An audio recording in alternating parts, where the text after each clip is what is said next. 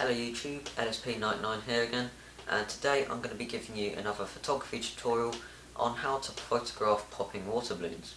Now you may have seen some other photography tutorials on how to do this already, but the one I'm going to show you here today is just really basic, and it's just really cheap to set up.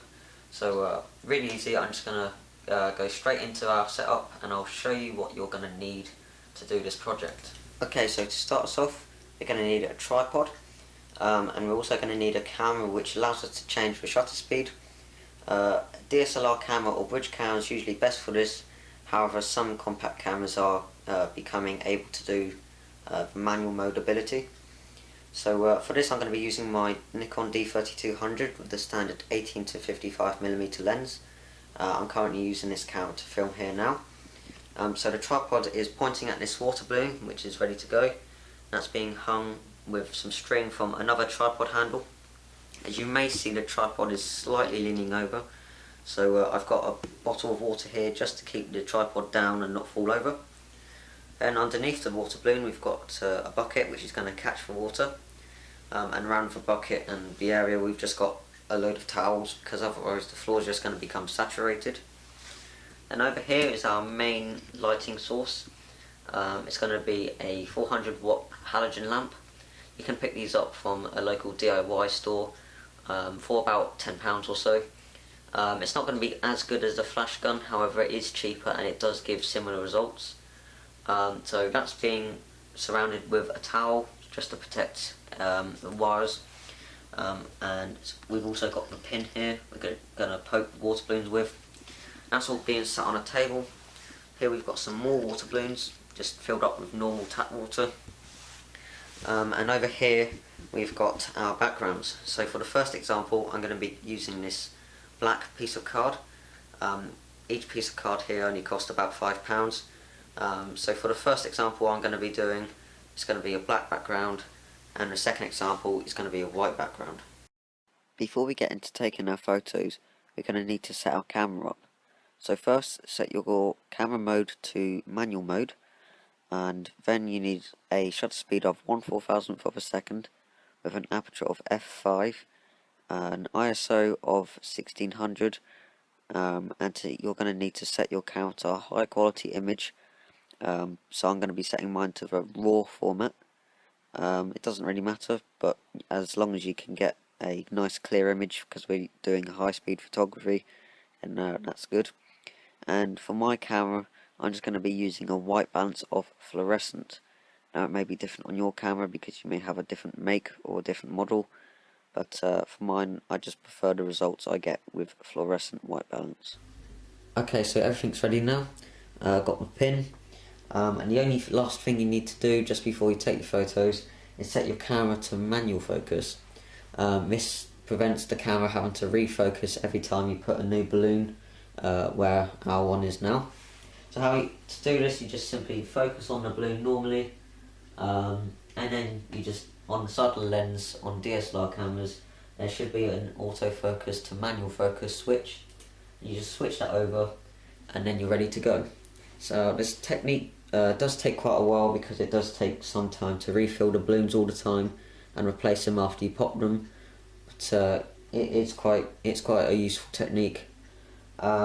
You also need to get your timing between pressing the shutter button and the balloon right, because it can get quite frustrating for the first few times, but I promise you, you will get there in the end. So one finger on the button and one with the pin next to the balloon. And let's have a look at that one. So this is our first result. Really nice one. We've got a lovely dark background, and the water is just illuminated by the light. We've got a little bit of the balloon coming down with the water, and the water's still in the balloon formation, if you like, and it's got some spray of the water around it. And inside the water you can even see some air bubbles, so that's a really good photo. At the end of the video I will post some more examples of using this technique. So let's get on to our second example. Okay, so that was the first example, and now for the second example you may see a few differences. We've got a white background now instead of the black background, We've also got a new balloon. This balloon is a yellow one, but it's been filled with blue food colouring and water. And we've also moved for light. And the reason we've done this is because we want as much light onto the background as possible now, because we want to get a nice luminous white to show up against the blue water. Whereas with the black background, our light is just pointing straight at the balloon rather than the background. So to get the food colouring into the balloon, it can be a bit fiddly, but your pack of balloons may have come with something that looks a bit like this. Usually you just have to put your balloon on the bottom, and usually you just screw this onto a tap, but my tap doesn't have the thread which this does, so I don't use this, but I used it for the food colouring. I only had to pour 1 or 2 drops worth of food colouring in through that hole you can see just there. And once I've got the food colouring inside the balloon, just carefully take it off, and I would stick it underneath the tap and fill it up with water as normal. Okay, so our camera's ready on manual focus. On manual mode again, exact same settings as the first example. We've got our background ready, our balloon and our light. So all I need to do now is just pop the balloon and get my timing right.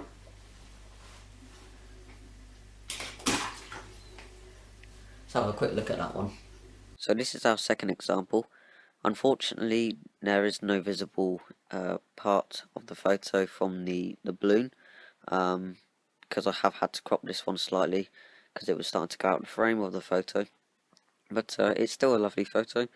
Got the nice ripples inside the water, got some nice water droplets and spray at the top, and the richness of the blue really does stand out from the background. So that's it for this video, guys. Thanks for watching. I hope you find this video useful in some way. I know it's not exactly the most professional ways of doing things, but it's really good if you're on a budget and you still want to get some good photos.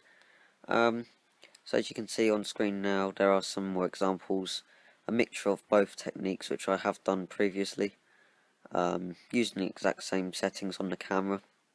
So I hope you like the video, guys, and I should be uploading more photography videos, or any kind of videos, a lot more now, because I have finished my exams finally. So yeah, thanks for watching, guys, and I will see you next time. Bye.